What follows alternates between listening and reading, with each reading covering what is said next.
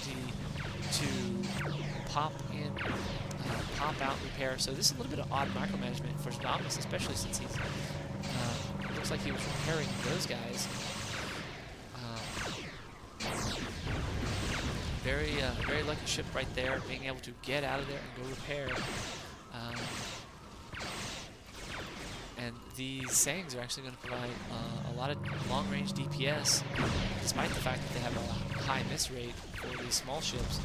But against these T-15s, they're going to hit, especially if I'm correct in saying that these are large ships. The Sangs will actually give 100% hits on their torpedoes. But at the moment here, the Klingons just want to whittle down the forces. They're not looking to engage 100%. And oddly enough, you can see that these Kavors, these early mid-game ships, are able to take out these T-15s quite well. Now, granted, these Kavors have been out and they've got a little bit of experience, so they're quite nasty as far as where they are at offensive-wise. You can see that this one veteran here has 40 offense, which is quite nice compared to even this 42 this mid-game ship here. So Dominus, and the build he has put up is obviously on the losing edge, but the Klingons not able to pop in and make the killing blow, just not having enough the mid-game ships necessary to take on the starbase. However, we can see that's probably going to change. He's continuing to produce these Vorchok classes, which, given enough of them, will be able to subsystem sabotage the starbase over here and take down both its shields and weapons, and that will be and that can be the end of it if he makes that. So Dominus calling that the T-15 is kind of a failed strategy for him. Looking like he is going to try to switch over to the B-5 battlecruisers.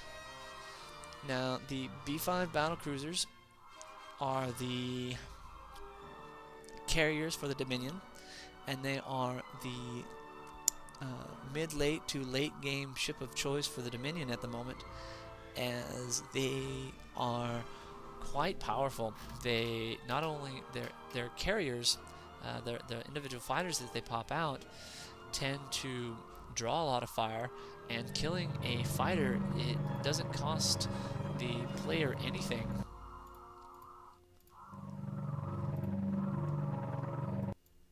So the fighters tend to soak up fire, as well as providing a decent amount of DPS for the Dominion player. So they tend to be the ship of choice at the moment. Now you can see that the Klingons are gathering their forces and developing them slowly.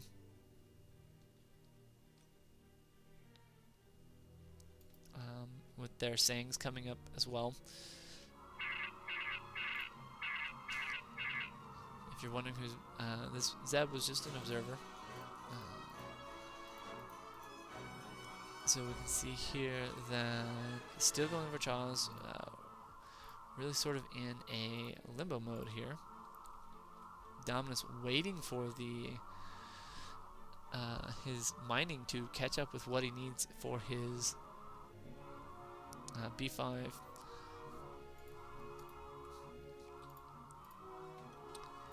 And you can see in the chat that they are calling this. I would give the Klingons on this the advantage here. Even if the Dominion go B5s, the Klingons would have to simply sit back and wait for them to do that, and that would just not be pressing their advantage. So,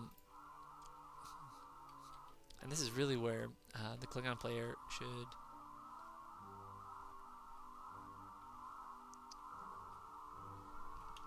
Klingons really need to press their advantage, need to continue to take out this tritanium mining over here.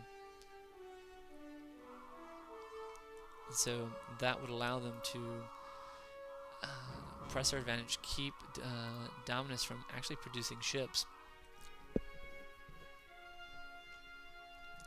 So even with his 2 T-15s over here, the Klingons are going to be able to waltz in here, take out all of this here, and really that's what he needs to do. That's what Konsumat needs to do. He's got the advantage, he needs to press it, and you can see that the attack is coming in. It looks like he's going straight for the refinery, drawing in these T-15s. Now, even some of these Quebec classes, which are quite hardy ships. So you can see and there's the GG. Dominus is out. Alright? Thank you all, and I will see you on the flip side.